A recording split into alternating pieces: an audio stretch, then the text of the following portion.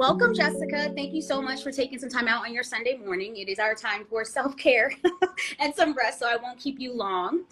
All right, so we wanted to know, what do you do? Tell me more about your business, your work, passion, and what brought you to it. For my real job, I run a land construction company. You have led an interesting life. I love the fact that this isn't your business, right? You're like, my real job, but you make it your business to make it a part of your life, right? And it is a job. That's the thing, like caring for ourselves in that way, outside of caring for our children, our dogs, our things, the people we serve, those things, it's important. And I love that the fact that you would even come to the community to share that with everybody, when again, it is not your job to do so, but it sounds like it's that important to you, and it has impacted you that much that you would do that to share it with other people. So I appreciate that. Okay. What would you say, I guess, your challenges to staying with the routine, right? What are the blocks that could happen for you or in general for other people? But definitely if you've had blocks to the routine. It could be anything. And a lot of the time I think it's imaginary. Yes. Mindfulness comes into play. Yes. Keep you grounded and touched into reality. And sometimes it helps you remain accountable. Let me ask you, okay, it just came to me. It's a hard question. Sorry. Oh, no, what is reality? That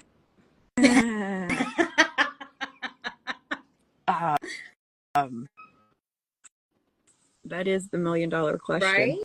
I do believe that it is unique for everyone, but then we also have a collective. Yes. And you kind of got to be in tune with both of them. Yeah. I think life is a lot about balance. Yeah.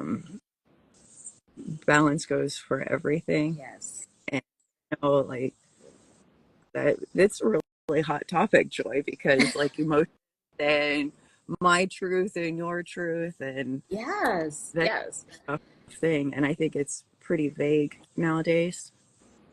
It is, and I think it is, like you said, it is individual, and I think that we might want to accept that, and accept that it's okay if my way of thinking, the way that I see the world, the way I experience it, is not the same as yours. And the fact that you said also kind of sharing that reality with the collective, and I think that is a part of our mindfulness, recognizing what collective we want to generate this reality with, right? We want to share this reality with. A collective could be literally any organization. Let's say it is a religious organization. This is an example. We're not a religious organization, but it's an example. We are quite okay with people believing in something that could be from this book, from this doctrine, all different deities, ideas. And I'm not saying people don't war over it, obviously they do, but somehow we're able to walk around, a lot of us, without bumping up into each other and saying, why do you believe that? Don't believe that. We have our personal relationship with our beliefs, and our personal relationship with our mindfulness, our narrative, that powers everything. It powers how we feel, and it powers the decisions we make, therefore the relationships we get into, what we believe we deserve. And it's just nicer to have a collective of people who are like, yeah, I get that. And it makes it stronger. So, but yeah, it was a tricky question.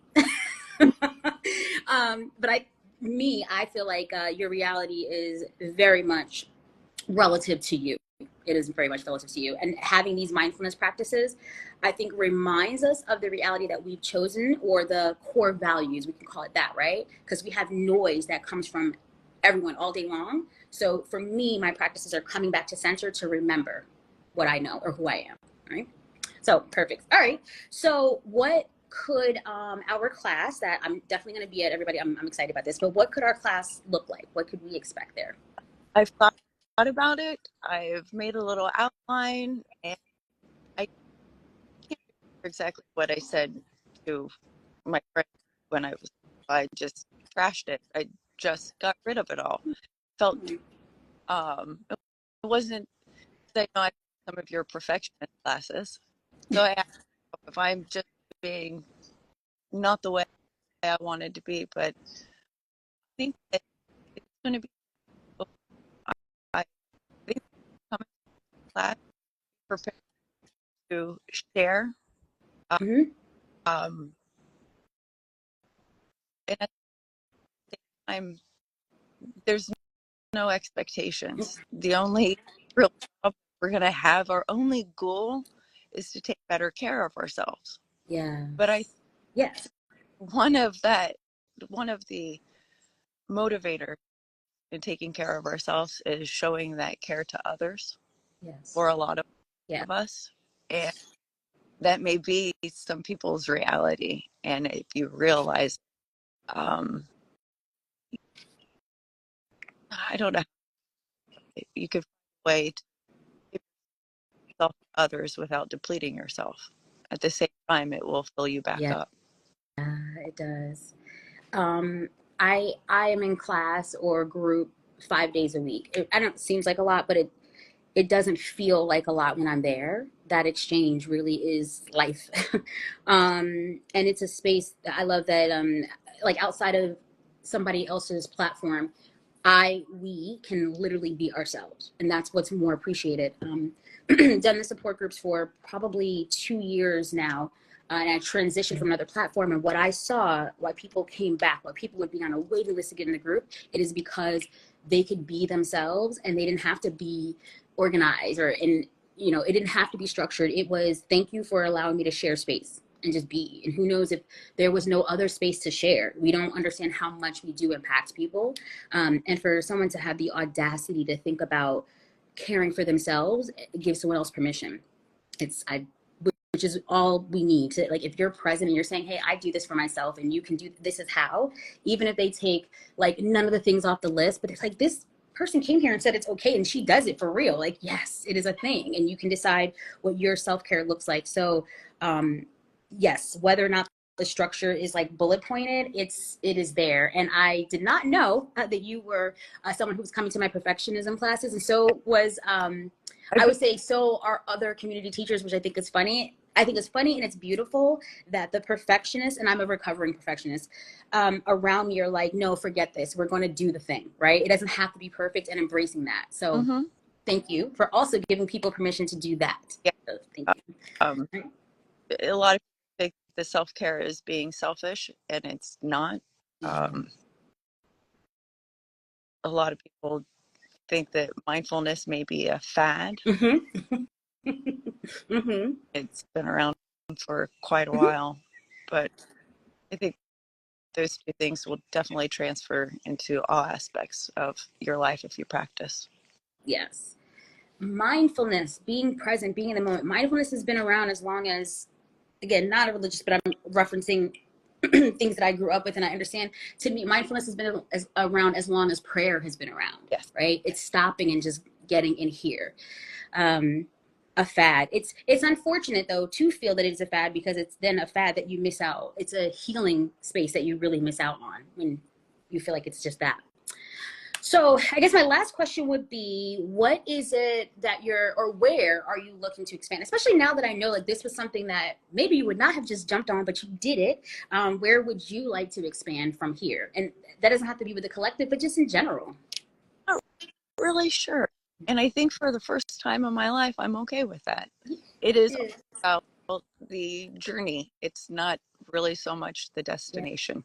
The funny thing is, I've taken a lot of your classes, and I've been like on a lot of different aspects of my life. It seems like it was meant to be that I got on my phone and there you were asking for collective teachers, and I emailed you back, and then our exchanges, and then we're here.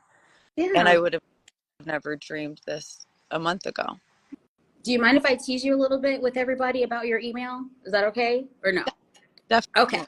Okay. Now, so I emailed Jessica and I was like, Jessica, what time feels good for you to get on? And Jessica's like, whatever time is good for you. I'm like, okay. So anytime is good for me. So why don't you tell me what time is good for you? Well, it was, I don't know, it was a lot of stuff. And then it was like, but whatever time is good for you. I'm like, no, I won't allow it. Now, yes, I could pick a time, right? But I am a therapist and I present like a therapist, but it's mostly because this is actually my personality, and the job that fit me was therapist. That's really it. So I can't help it. And anyone around me, when I see that, especially stuff that I've gone through, I'm like, no, let's just allow the opportunity for Jessica to maybe do something she doesn't do, like say what she wants when she wants it. So let's do that. But she caught me, but she did it anyway though. She's like, are you trying? Like, yeah, I am. So go ahead and tell me the time. What works for you? And that, again, I appreciate you taking on that little annoying challenge and doing it anyway. It's little steps, right? And it doesn't have to be, like you said, the destination. It's bumping into those people who are going to challenge you, whether or not they're intentionally challenging you. Sometimes they're just who they are, right? But it needed to happen so that you could have a new perspective, and it wasn't this big of a deal. It was more funny to me than anything, right? Like being the person who's like, whatever's comfortable for you. A lot of us, especially perfectionists or recovering perfectionists, we get that. What's comfortable for everybody else? Let me not take up all the space. But I'm here to say I want us to take up space. I want you to take up space, right? And people to take up space with you. We have no idea how magical we each are, and we have something that people want to take in that space. So the collective gets better. Yeah. So really quick, my response to that. Okay. This has been very, very trying.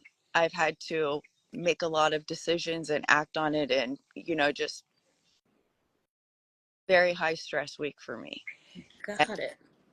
The one email was like, I told you a couple times that I wasn't available, and I did feel a little bad, like, oh, my schedule is so full. But then we got to Sunday, and it was like, I was so happy that we didn't have anything booked on today.